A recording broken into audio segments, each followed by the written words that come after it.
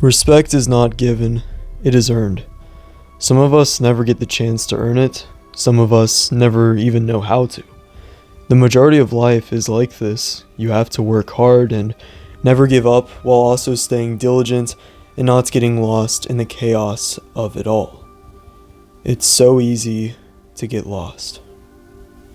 But then you get back up and keep going and going to build the prosperous lifestyle you desire step by step, person by person, and responsibility by responsibility. And never forget to remember your Father God along the way. Today I want to share with you all my experience with filmmaking so far, going over the various projects I've worked on over the years, what I'm working on now, and what my plans are for the future. I'll go over the struggles and hardships as well as the victories and rejoicing moments. The majority of y'all know me as DBBH or the Blue Bounty Hunter. My actual name, as I've said here and there before, is Morgan, and my relationship with making movies has always been less about the start and more about the end. I've always loved watching movies ever since I was much younger than I am now, with that feeling of being transported away to a new world with enriching characters and environments. I've also always loved the way they can express deep human emotions and sort of relieve some of those feelings within you without making you necessarily feel bad about yourself. From making videos in elementary school on an iPad to making edits of my favorite movies in middle school, I soon became fascinated with the idea of short films, and it wasn't until my first, what I call artistically mature film in 2022 that I really started pushing beyond what I could have possibly imagined for myself. So for each of these, I'm just going to go over the basics of how each of these short films were made and the trials and tribulations we had to go to and go through in order to make them possible. Near was the one and only true horror movie I've ever directed. It was for a project in my video and media class in 8th grade, where we had to create a short film, and everyone else of course made your typical middle school projects with not too much effort, but I decided this was actually a good opportunity to kind of make another movie and do something like that. So, unlike later projects I'll get to momentarily, this one I had no script for, no storyboards for, and I pretty much just had a vague idea of what was going to happen, and then me and my friend, who was going to act as the one and only character in the film, went out into the abandoned golf course that was in our area and started to shoot it. The premise was simple, extremely simple. A guy just was in the car with his family and got attacked by some entity before he escaped and ran out into the woods.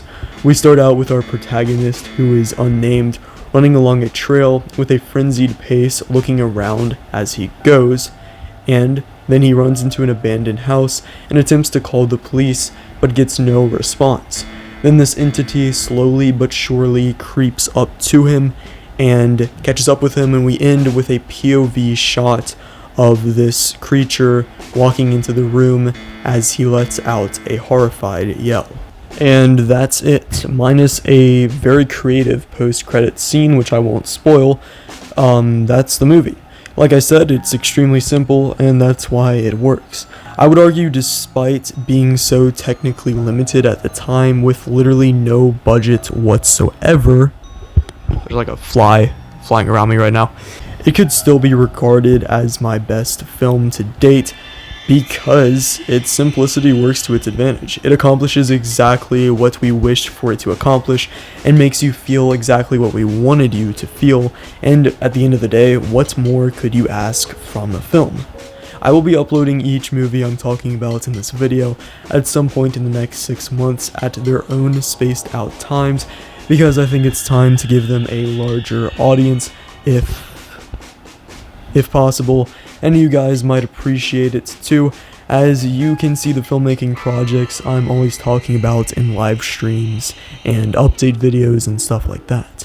The post-production on this movie was somewhat of a nightmare, as I had to do all of the sound mixing for every single footstep and line, and all of the music too, which I did myself. It was finished with that, and the movie made me feel immensely more content about myself and my life thus far, even after the hell I had experienced in the year before, which is not something I plan to go into now. When I did this movie, I was already planning for the Blue Bounty Hunter, and I was even considering not touching short films until college, but then at some point during early high school, I made the decision to do one short film every summer, which brings me to the next film of this video. No More Time was made and completed entirely in 2023, and was a lot bigger and a lot more ambitious than the last movie. I think it was with this one I realized every single movie from here on out would just be getting bigger and bigger in production size and the goals I was trying to hit. Even though I wasn't making any money from YouTube yet, I still managed to save up a solid $150 budget for this one, which sounds pretty sad, I know, but admittedly that is $150 over the last one, which had no budget, so I'd say it was a noticeable improvement. This movie was to be a true action movie, and whereas the last movie was only 6 minutes, this one was 10 minutes, meaning it was much more work this time around. For pre-production on this movie, we did have more to work with. I made a script and full storyboards for every shot in the film, and then purchased all of the props and equipment that would be needed for this movie. This one's summary is not quite as easy as the last, but to sum it up in one sentence, there's a futuristic battle where one faction is moving forwards in time and the other is moving backwards in reverse. Our main character, Cody, ends up using a gyro needle to make himself go in reverse to try and fix some of the mistakes he made in his past life before joining the war effort. If post-production was hell on the last one, with this movie, it was the actual filming itself, and believe me, it was hell.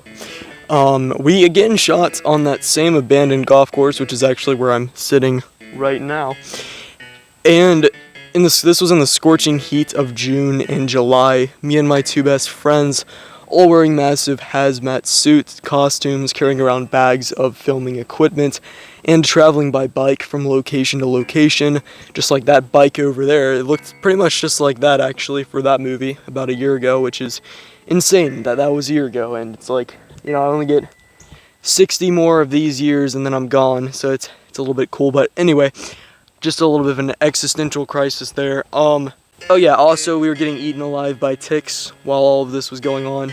And since Nier was filmed in only 3.5 hours, I made the brave thought that this one would only take 7 hours since this movie was only twice as long. What I didn't think about was how we now had to spend 30 minutes in between each shoot to travel from place to place. We had to memorize lines and stick to storyboards, and this movie was a huge blockbuster-like action film compared to the meager scale and simplicity of Nier.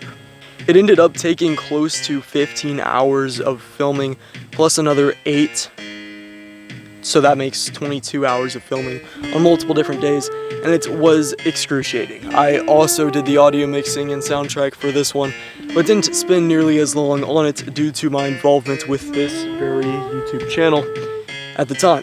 When the movie finished, it was riddled with technical problems and confusion problems where the motives of the main character didn't make sense, as well as the mechanics of the fictional world due to the lack of exposition, but I was still very content and happy with this movie when the final version had arrived.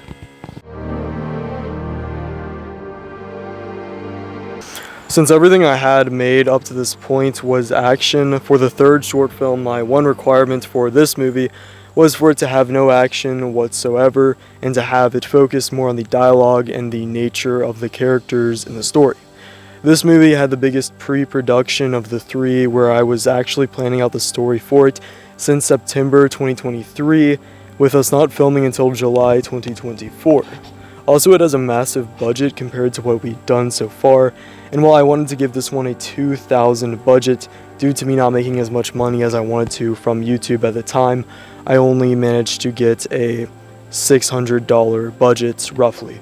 I wrote the script in December with Shad, my friend from YouTube, and he reworked it to make it more coherent than my last movie was to other people. And then I spent all of January and February on the storyboards. While I was late to the producing tasks I had to complete before we started filming, and this ended up pushing back the shoot by a whole month, from June to July. I did end up securing a hospital location to shoot at, as well as multiple actors to pay to help me on the film, one of those being the same friend who had starred in the last 2 movies. While I can't reveal the plot of Good How About You, as it is called, as it has been submitted to a confidential film festival, I will share that I am very happy with the movie, and I think it's the most deep and thought-provoking piece I've crafted to date, although I would argue it has more technical and story-related flaws than Near, my 2022 movie, had. Like I said, I'll be uploading the short films I've made in the last 2.5 years to my channel soon, and I will be uploading Good How About You once I have permission to do so. I also am making 2 more short films in this year, 2024, as I've already started on the next one. After that, I'm going to slow down a bit because of how busy this year has been with the short films. The second movie of this year is more of a thought-provoking mystery, science fiction type, while the third one I'll be directing is an action movie with a Viking set piece set hundreds of years ago. After this, I would love to make Christian short films, along with any new ideas that come to my mind. Only if they are extremely interesting, that is. After going to film school and learning more there, I've already mapped out the feature-length movies I plan to make in my adult life. All I'll say is that some of them have to do with Star Wars and some of them don't. The fact that every time I do one of these I break boundaries for myself that I wouldn't think possible means there's no reason I can't take it to the next step and the next step after that. I'll always remember Jesus, who died for us, and believe that this is the calling God has given to me, to make beautiful works through the ideas He gives me, while also spreading some wisdom and life-changing messages in there when I can. With that, I leave until the next time I speak on this career of mine, which I consider the most important part of my life, after being faithful to God, of course. I wish you, my brothers and sisters, the best in your lives as well, and I pray you can prosper as much as you can on this earth. See ya.